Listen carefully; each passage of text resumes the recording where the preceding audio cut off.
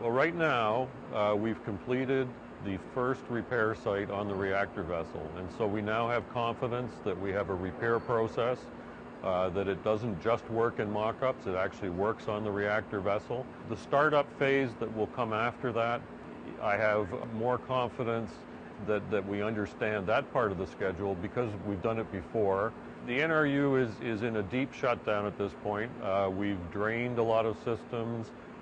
We've removed the fuel from the reactor, we've removed the heavy water from the reactor, and so there will be a lot of effort required to bring everything back into service. A nuclear reactor is a very complex piece of equipment, and it has a lot of systems, and so the return to service for the NRU, it means bringing all of these systems back into service in a sequenced manner.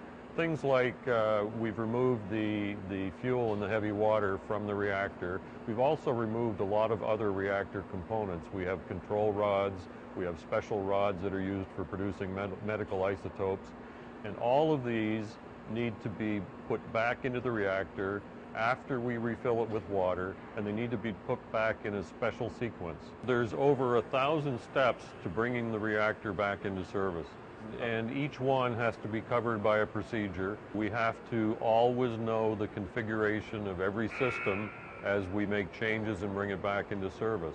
So there's actually been a team that's been working since September to put together that startup plan.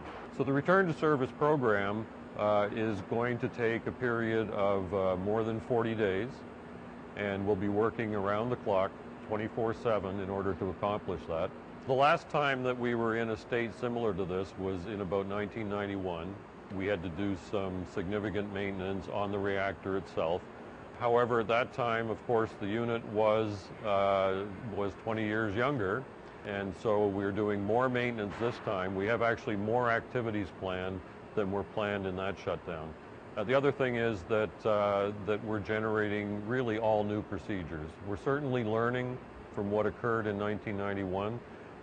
However, the standards are higher than they were then, and so we're producing much more documentation to support this return to service, much more detailed procedures, so that we know that we have complete control of the configuration of the reactor during every step as we bring it back. Certainly, we need to work with the regulator. We need to provide them information in order to give them assurance that we have covered every step, that we've maintained the unit in a safe state, and that we bring it back in an orderly fashion and document everything we do. The other thing is just maintenance. The NRU operation does not allow a lot of time for maintenance. So in this shutdown, we're accomplishing a lot of preventative maintenance that would have been very difficult to schedule with the unit in service. So all of that said, it gives me more confidence that we'll be successful in returning the NRU to service